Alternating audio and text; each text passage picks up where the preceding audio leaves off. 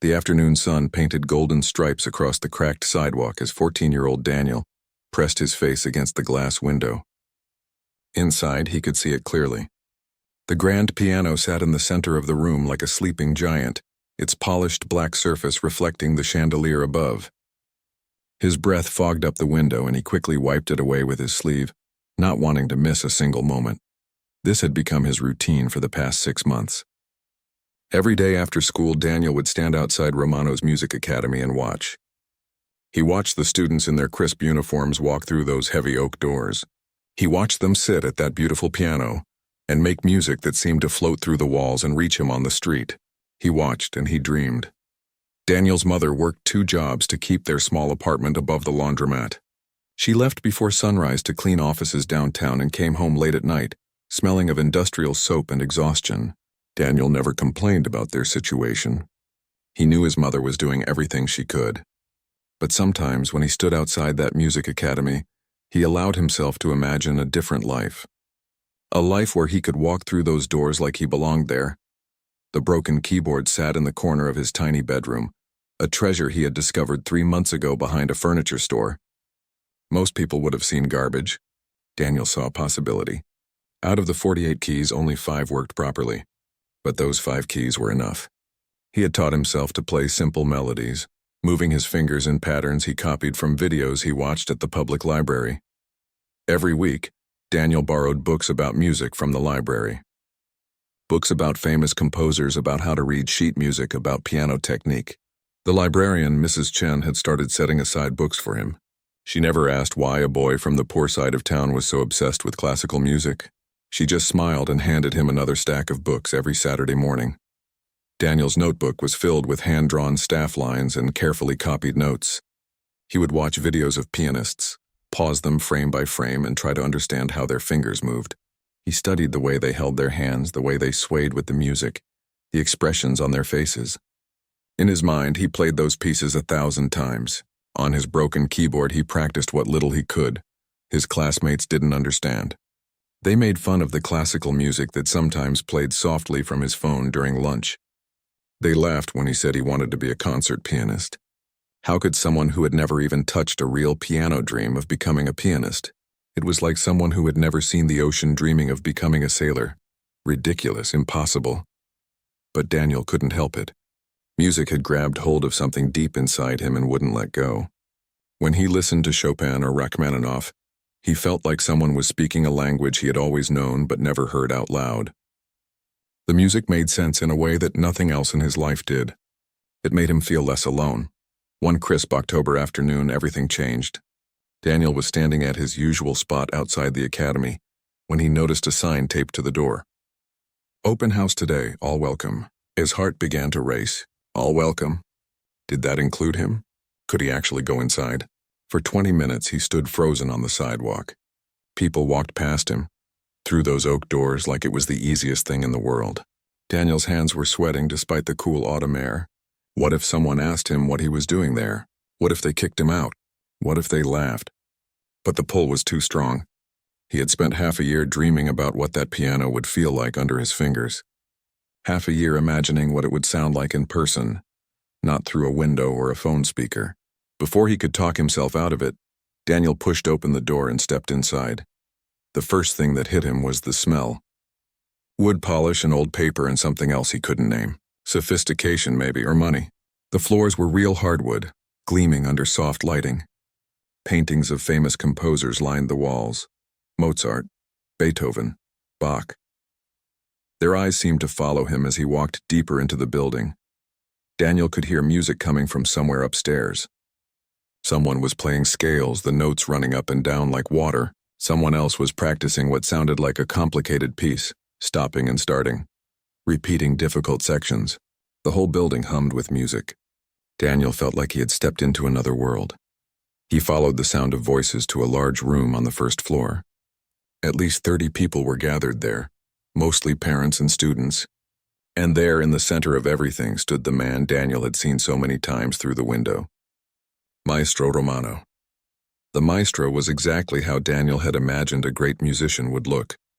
His silver hair was swept back from his face. He wore an expensive suit that probably cost more than 3 months of Daniel's mother's salary. When he spoke, everyone listened. His voice carried the kind of authority that comes from decades of mastery. Maestro Romano was telling a story about studying in Vienna, about performing in concert halls across Europe, about the dedication required to truly master the piano. Daniel hung on every word. This was someone who had lived the life Daniel dreamed about. This was someone who understood what music really meant. Then the maestro did something unexpected. He turned to the beautiful grand piano in the corner of the room and sat down. The crowd grew quiet. Without any announcement or introduction, he began to play. Daniel had heard recordings of great pianists before.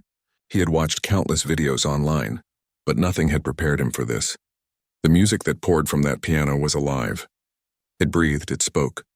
The maestro's hands moved across the keys with impossible grace, pulling emotions from the instrument that Daniel didn't even know existed. The piece was powerful and delicate at the same time, thundering one moment and whispering the next. When the maestro finished, the room erupted in applause. Daniel's hands were shaking. His eyes were wet. He had never felt anything like what he had just experienced. This was why he stood outside that window every day. This was what he was chasing. The maestro stood and smiled at the audience. Then he said something that made Daniel's heart stop. "Would anyone like to try? Don't be shy. The piano doesn't bite." A few of the younger students giggled. Some of the parents nudged their children forward. But most people just stood there, too intimidated to volunteer. Daniel felt his hand rising into the air as if it belonged to someone else. He couldn't control it. Something inside him was screaming that this was his moment. This was his chance. The maestro's eyes found Daniel in the back of the room. For a long moment they locked eyes. Daniel saw the maestro's expression shift. He saw him take in the worn sneakers, the faded jacket from the donation bin, the nervous energy of a kid who clearly didn't belong in this expensive academy. Then Maestro Romano did something that would change everything. He laughed. Not a kind laugh. Not an encouraging laugh. A laugh that said Daniel was the punchline of a joke he didn't even know he was telling. "You?" the maestro said, his voice carrying across the silent room. "A pianist?" Everyone turned to stare at Daniel. Some people were smiling. Some looked uncomfortable. The maestro's laugh had given them permission to see what was funny about this situation. A poor kid in a rich person's world. A dreamer who didn't know his place. Daniel felt his face burning. His hand slowly lowered. Every instinct told him to run, to get out of there, to never come back. But something deeper held him in place. Something that had been building for 6 months of watching through windows. 6 months of practicing on 5 broken keys. 6 months of dreaming. He thought about his mother, working herself to exhaustion so he could have a better life. He thought about all those hours studying music he couldn't play, learning about a world he couldn't enter. He thought about the fire that burned in his chest every time he heard a beautiful piece of music, and Daniel made a decision that would change his life forever. The silence in the room was thick enough to choke on. Daniel could feel every pair of eyes burning into him. The maestro's laugh still hung in the air like smoke, and it made Daniel's skin crawl. He wanted to disappear. He wanted the floor to open up and swallow him whole. Maestro Romano shook his head, still smiling that cruel smile. He turned to address the crowd, speaking about Daniel as if he wasn't even there. "This is what I mean about dedication and privilege," he said, gesturing vaguely in Daniel's direction.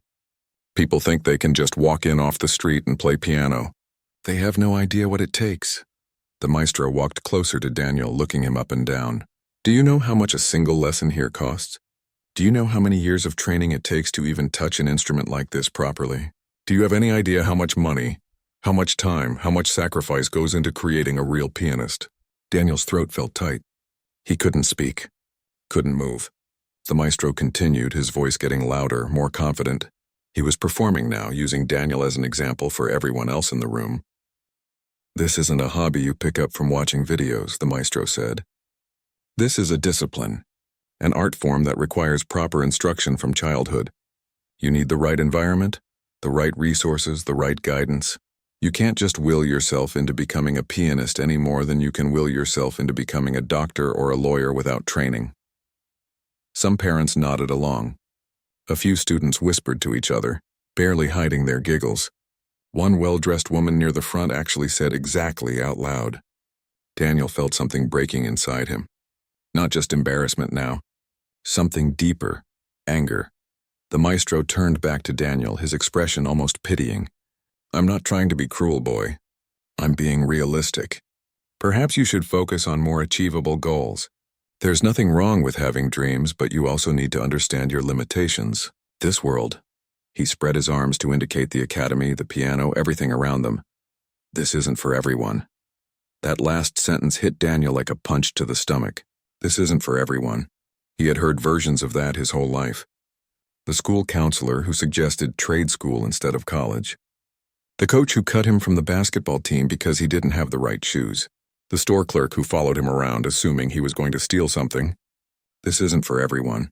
What they really meant was, this isn't for you. Daniel looked at the piano sitting there in the corner.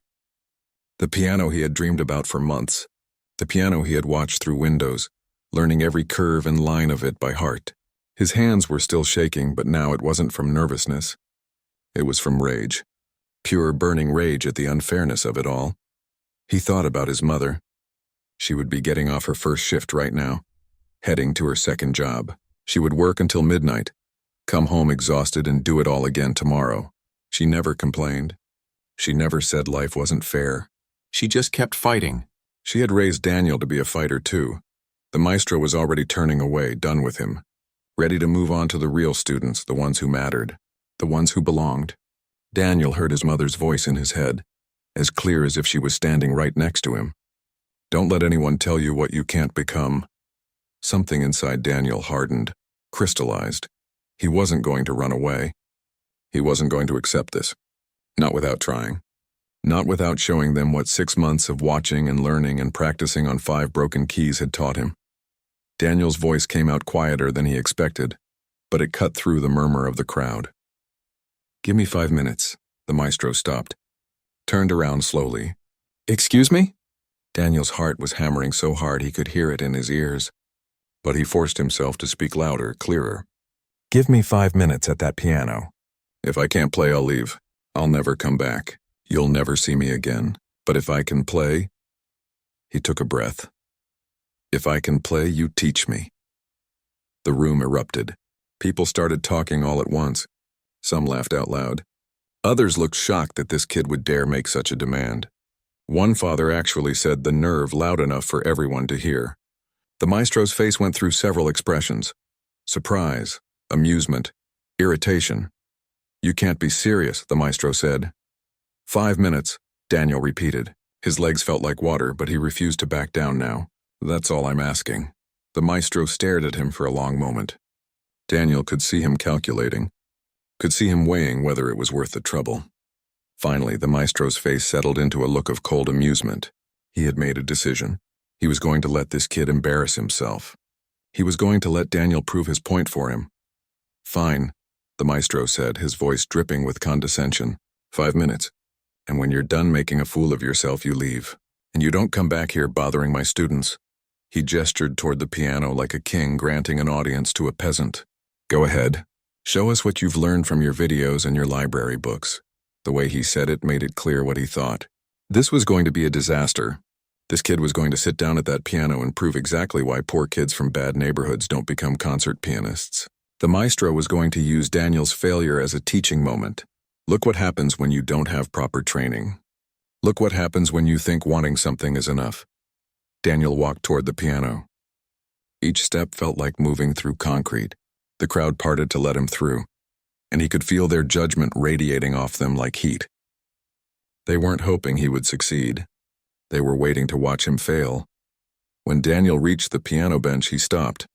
He had never sat at a real piano before, had never even touched one. All those months of watching, and now here it was, right in front of him, real and solid and terrifying. He sat down slowly. The bench was perfectly positioned, professionally maintained. Everything about this instrument screamed quality and care. The black keys gleamed. The white keys looked like they had been carved from ivory. This piano probably cost more than his mother made in 5 years. Daniel's hands hovered over the keys. They were shaking again. He took a deep breath, trying to calm the storm in his chest. Behind him, he heard someone whisper, "This is going to be painful to watch." Someone else laughed softly. The maestro spoke from somewhere behind him. "Whenever you're ready." "Your 5 minutes started 30 seconds ago." Daniel closed his eyes. He thought about all those nights practicing on his broken keyboard. 5 working keys out of 48. He had learned to hear the music in his head, to imagine the notes he couldn't play. He had memorized pieces by watching videos over and over, pausing and rewinding, studying every finger movement. He had filled 3 notebooks with observations about hand position and dynamics and tempo. Most importantly, he had felt the music, had let it live inside him. When other kids were playing video games or hanging out, Daniel was in his tiny bedroom, listening to recordings with his eyes closed, conducting imaginary orchestras with his hands. The music had become part of him. It was in his blood now. He opened his eyes, looked down at the keys, and something clicked into place. Daniel knew what he was going to play. A piece he had memorized from a video he had watched maybe 200 times. A piece that had made him cry the first time he heard it. Chopin's Revolutionary Etude. It was one of the most technically challenging pieces a pianist could attempt. Most professional pianists practiced for months to perform it properly. Daniel had never played it on a real piano, had only practiced fragments of it on his broken keyboard. But he knew it. Every note, every phrase, every emotion that Chopin had poured into those measures. Behind him, someone said, "Oh no, he's actually going to try to play something." The maestro's voice was sharp. 4 minutes left, boy." Daniel placed his fingers on the keys. The smooth surface felt foreign and familiar at the same time. He took one more breath. Then he began to play. The first notes crashed into the room like thunder. The first notes exploded from the piano like a storm breaking loose. Daniel's right hand flew across the keys in a cascade of sound that made several people in the crowd actually step backward. The Revolutionary Etude didn't start gently. It started with fury, with revolution, with fire. Daniel's left hand joined in, pounding out the deep bass notes that gave the piece its power. His fingers moved faster than his conscious mind could track. This wasn't thinking anymore. This was instinct. Muscle memory built from thousands of hours of imaginary practice. Every video he had watched, every recording he had studied, every night he had spent conducting the air in his bedroom was pouring out through his hands. The technique wasn't perfect. How could it be? Daniel had never had a proper lesson, had never learned the correct hand position from a trained teacher. His wrists were too high in some places, too low in others. His fingers didn't curve exactly the way they should. A professional would see dozens of technical flaws. But something else was happening, something that made those flaws irrelevant. Daniel was playing with an intensity that filled every corner of the room. He wasn't just hitting notes. He was telling a story about struggle and pain and refusing to give up. Every phrase seemed to speak about his own life. The difficult passages matched the difficult moments. The brief moments of beauty matched the small joys he had found. And underneath it all was a driving, relentless rhythm that said, "I will not stop, I will not quit, I will not be defeated." The maestro's smirk began to fade. He took a step closer to the piano, his head tilting slightly. Something in his expression was changing. The amusement was draining away, replaced by something else. Confusion, then disbelief. Daniel's hands were moving faster now, attacking the most technically challenging section of the piece. His right hand flew up and down the keyboard in patterns that should have been impossible for someone without training. Notes tumbled over each other like water rushing downstream. His left hand kept the thundering bass going, never missing a beat. Sweat was forming on Daniel's forehead. His whole body swayed with the music. In this moment, nothing else existed. Not the crowd, not the academy, not the maestro's laugh. There was only the piano and the music and the story he was telling through sound. A woman near the front put her hand over her mouth. A student who had been smirking earlier now stood frozen, his eyes wide. The father who had said the nerve was leaning forward, his earlier judgment replaced by shock. One by one, the expressions in the room were changing. The music built and built, climbing toward the climax. Daniel's fingers were starting to hurt. The piano keys were harder than his broken keyboard, and he wasn't used to the resistance. But he pushed through the pain. He had to finish this. Had to prove that those 6 months of dreaming and practicing and believing hadn't been a waste. Maestro Romano moved closer still.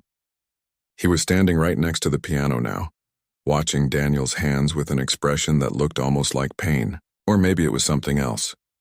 Recognition, understanding. the look of someone who was seeing something they had thought impossible. The piece demanded everything Daniel had. His arms ached. His fingers felt like they were on fire. But he kept going. The revolutionary spirit of the music matched his own rebellion. Chopin had written this piece about fighting against oppression, about refusing to accept defeat. Daniel understood that in his bones. He was playing his own revolution. His own fight against everyone who had ever told him he couldn't, he shouldn't, he didn't belong. The room had gone completely silent except for the piano. Even the students who had been whispering earlier were struck dumb. The music swallowed every other sound. It demanded attention. It demanded respect. Daniel reached the final section where the piece builds to its powerful conclusion. His hands moved across the entire keyboard, pulling every ounce of sound from the instrument. The piano responded like it had been waiting for this moment, like it wanted to tell this story too. And then, with a final cascade of notes that seemed to shake the walls, Daniel struck the last chord. The sound rang out powerful and defiant before slowly fading into silence. For several long seconds, nobody moved. Nobody breathed. The last echoes of the music hung in the air like something you could touch. Daniel's hands were still on the keys, trembling. His whole body was shaking. He had given everything he had to that performance. There was nothing left. Slowly, Daniel lifted his hands from the piano. He was almost afraid to turn around, afraid to see their faces, afraid that despite everything, despite pouring his soul into those keys, it still wouldn't be enough. But he made himself turn, made himself look at the crowd. What he saw made his breath catch. The woman with her hand over her mouth had tears streaming down her face. Several other people were crying too. The students who had been laughing earlier looked stunned, like they had just witnessed something they couldn't explain. Parents were staring at Daniel like they were seeing him for the first time. And Maestro Romano. The maestro was standing perfectly still, his face pale. His eyes were red and wet. Daniel had never seen an adult man cry before, and the sight of it was almost more shocking than anything else that had happened. The maestro opened his mouth, closed it, tried again. When he finally spoke, his voice was rough. That was... He stopped, struggling to find words.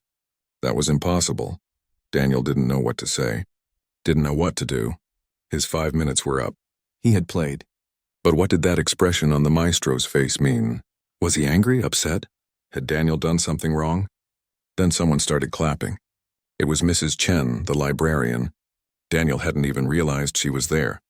She must have come in during the performance. Her applause echoed in the silent room, loud and clear and proud. One by one, others joined in. The woman who had been crying. A few of the students, more parents. The sound built and built until the entire room was applauding. Some people were even standing up. The noise was overwhelming after the intense silence, but Daniel only cared about one person's reaction. He looked at Maestro Romano, waiting.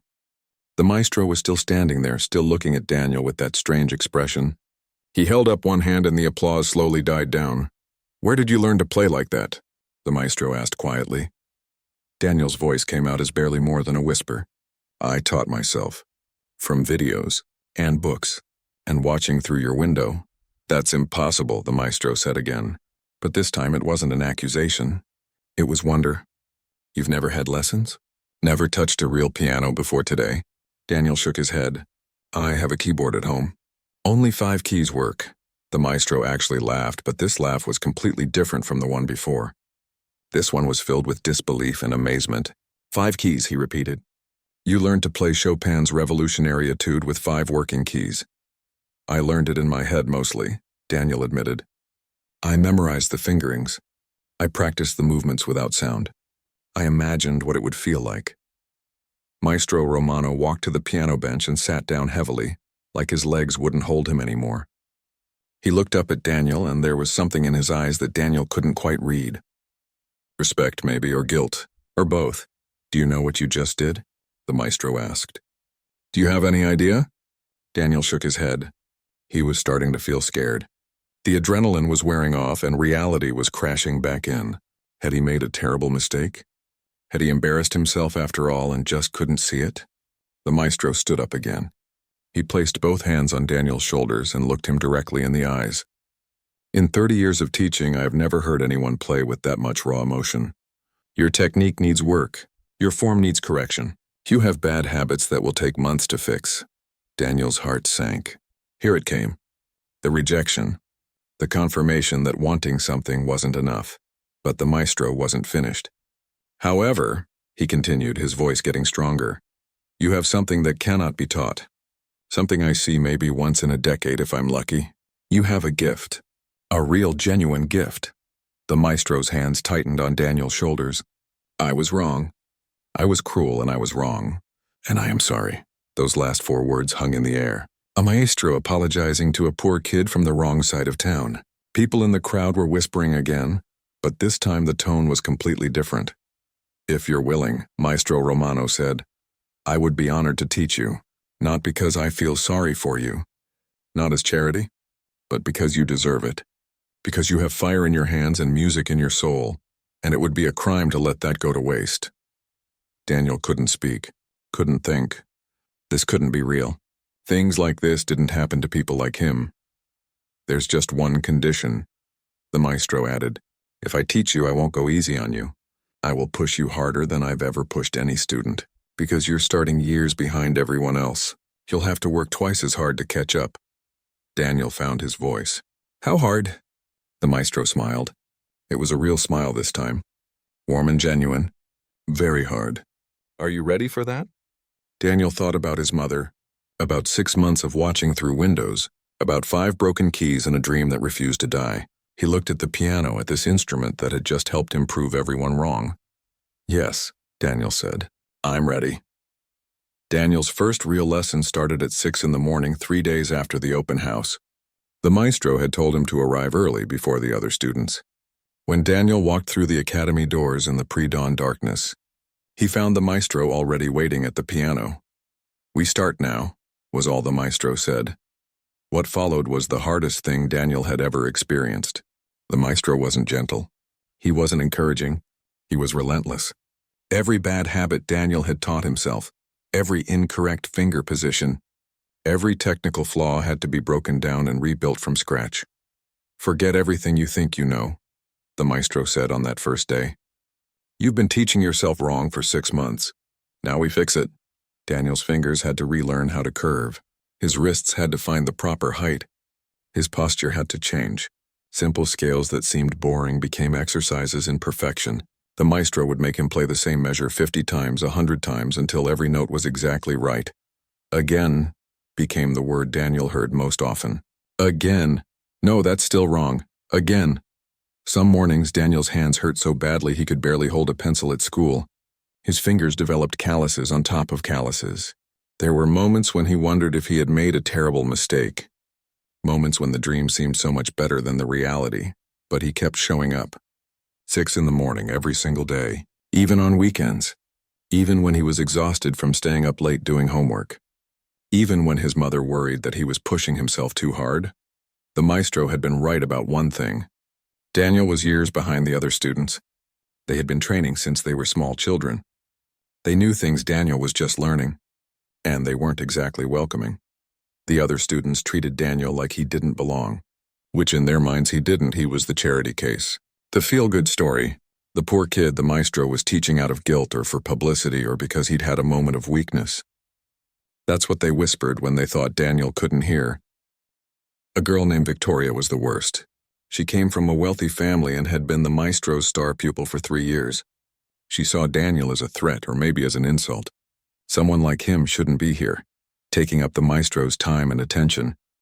Daniel would arrive for his morning lessons to find the practice room piano mysteriously out of tune. His sheet music would disappear from where he left it. Once he found his backpack thrown in the trash.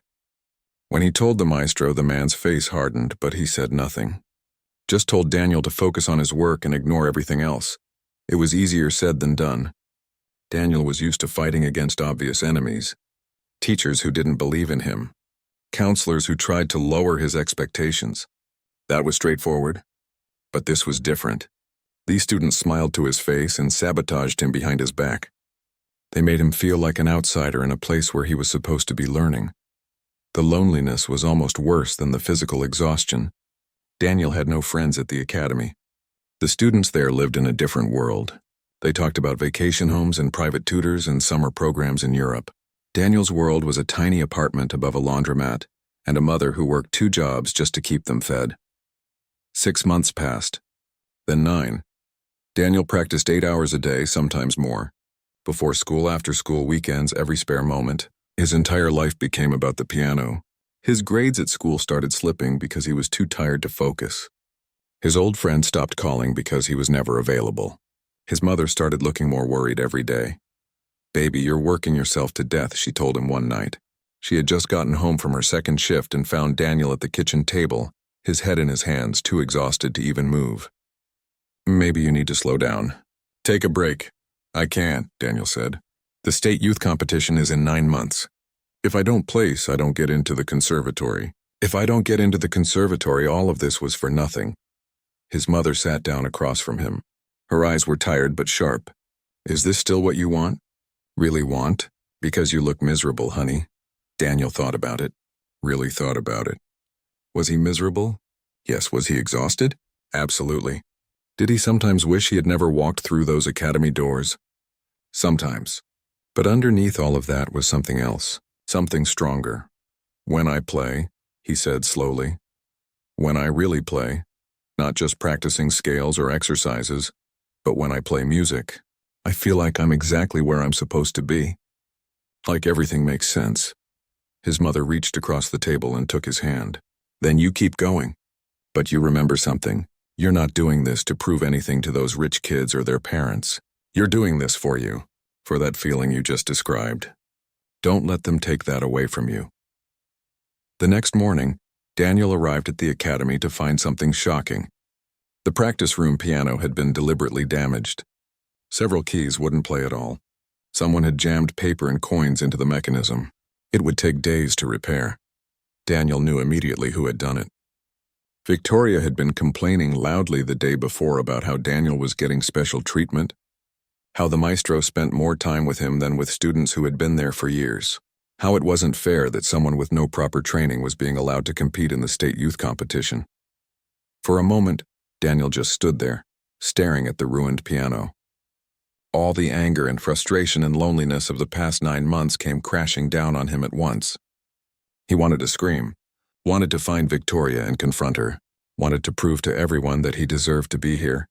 But then his mother's words came back to him. "You're not doing this to prove anything to them. You're doing this for you." Daniel took a deep breath. Then he went to find the maestro.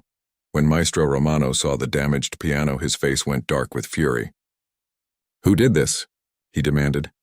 "It doesn't matter," Daniel said quietly. "Of course it matters. This is sabotage. This is deliberate destruction of property. Whoever did this will be expelled immediately." Daniel shook his head. "If you expel them, everyone will say it's because of me. They'll say I'm getting special treatment. They'll say I don't deserve to be here." "You don't care what they think," the maestro said, but it wasn't quite a question. "I care," Daniel admitted, "but not enough to let it stop me. I just need another piano to practice on." The maestro studied Daniel for a long moment. Then something in his expression softened. "You've grown up," he said. "When you first came here, you were trying to prove something to everyone. Now you're just trying to be the best pianist you can be." "You told me it would be hard," Daniel said. "You didn't tell me the hardest part wouldn't be the music." The maestro smiled sadly. "The music is never the hardest part. Come, you can use the concert hall piano, the one from the open house." Over the next 3 months, something changed. Daniel stopped trying to fit in, stopped caring whether the other students accepted him. He focused entirely on the music, and somehow that focus made him better. Without the distraction of trying to belong, his playing improved dramatically. The maestro noticed. "You're different," he said one morning. "Your technique has caught up to your passion. You're becoming a real pianist." But Daniel was starting to feel the pressure of the approaching competition. He had chosen his piece, Rachmaninoff's Piano Concerto No. 2. It was one of the most difficult pieces in the classical repertoire. The maestro had tried to talk him out of it. "It's too ambitious," the maestro had said. "Choose something safer, something that shows your strengths without exposing your weaknesses."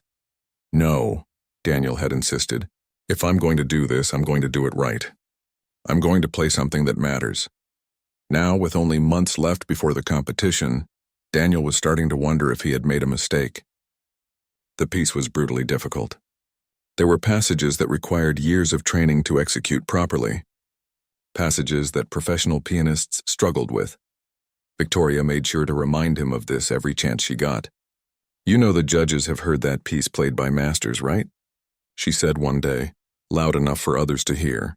"What makes you think your version will be anything but embarrassing?" Daniel didn't answer. He just kept practicing. 8 hours became 10. 10 became 12. The maestro started worrying about him again. "You need to rest," he insisted. "You're going to hurt yourself. Burnout before the competition even happens." "I'm fine," Daniel said, even though his hands were shaking from exhaustion. "You're not fine. You're obsessed. There's a difference between dedication and self-destruction." Daniel knew the maestro was right. He could feel himself fraying at the edges. Not sleeping enough. Not eating enough. Pushing his body past its limits. But he couldn't stop. The competition was everything. It was his one chance to prove that the past year hadn't been wasted. His one chance to show that someone from nowhere could become someone. 2 months before the competition, Daniel's mother got laid off from her second job. Money became even tighter than before. Daniel started skipping lunch to save money, started walking to the academy instead of taking the bus. The maestro noticed but didn't say anything. Just started making sure there was food in the practice room. "Someone left this," he would say. "Might as well not waste it." Daniel knew the maestro was lying. Knew he was buying the food himself. But Daniel ate it anyway because he was too hungry and too proud to admit he needed help. 6 weeks before the competition, Daniel played through the entire Rachmaninoff piece without stopping. When he finished, he turned to find the maestro standing in the doorway.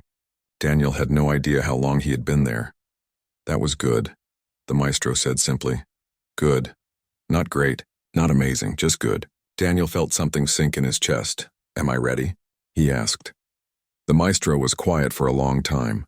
"I don't know," he finally admitted. "You've come further than I ever thought possible. Your playing has matured in ways that normally take years. But that competition, Daniel, some of the best young pianists in the state will be there, students who have been training their entire lives." "I know," Daniel said. "I'm not trying to discourage you. I'm trying to prepare you.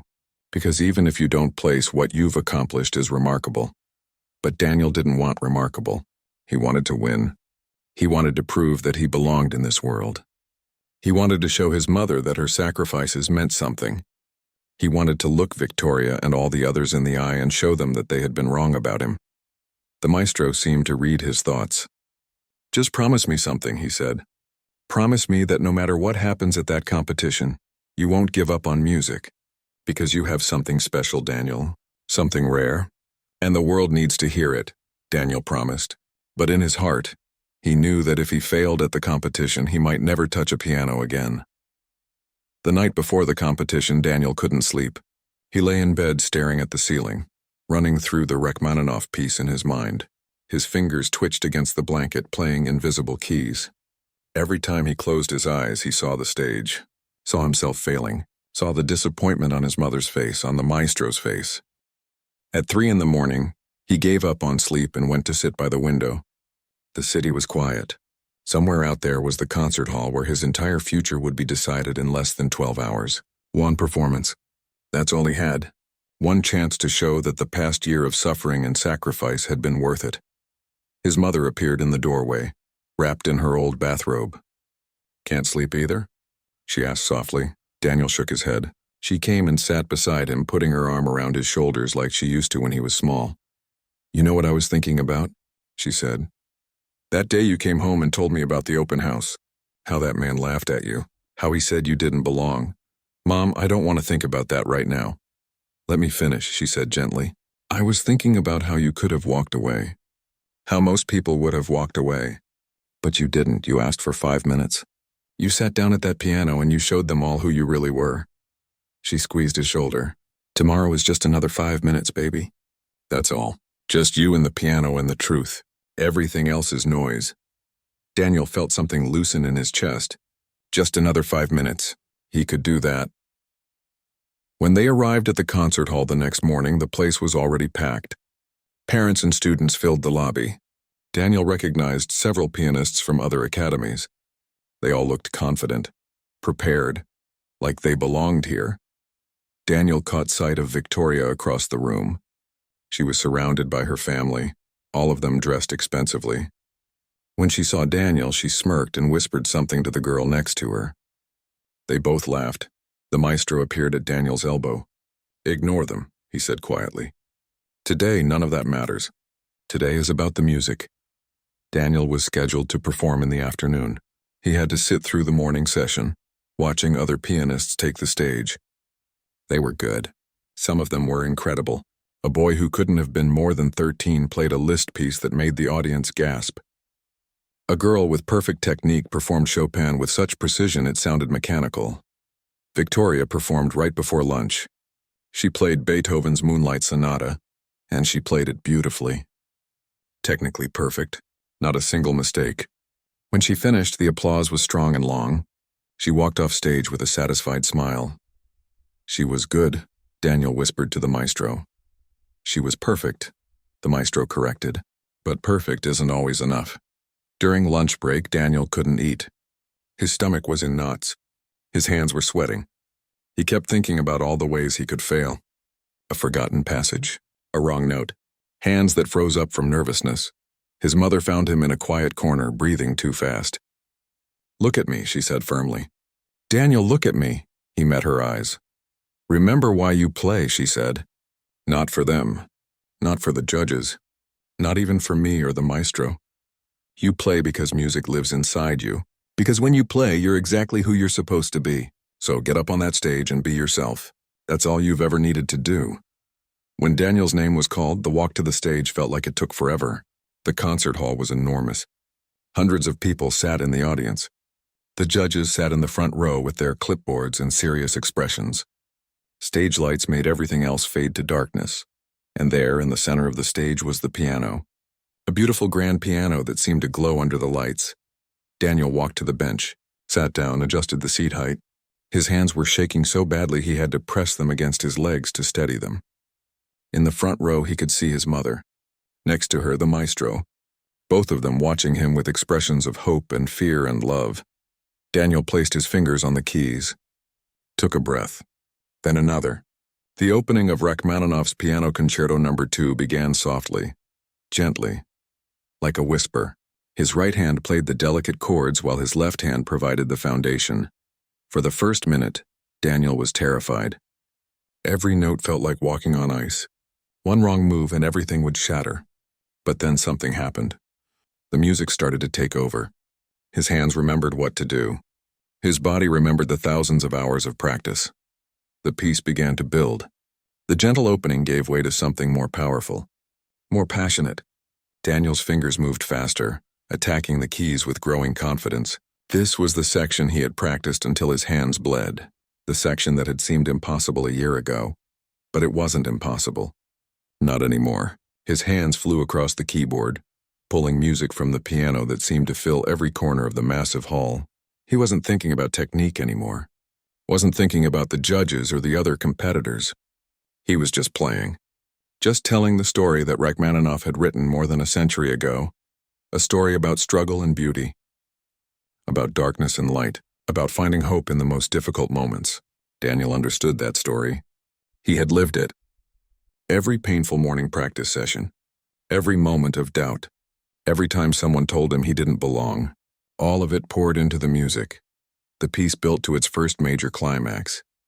Daniel's whole body moved with the music.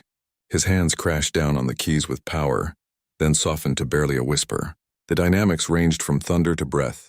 And through it all was emotion so raw, so honest, that people in the audience leaned forward in their seats. In the middle section, there was a moment of pure beauty. A melody so sweet it almost hurt. Daniel played it like a prayer. Like a love letter. Like everything he had ever wanted to say but didn't have words for. Several people in the audience had tears on their faces.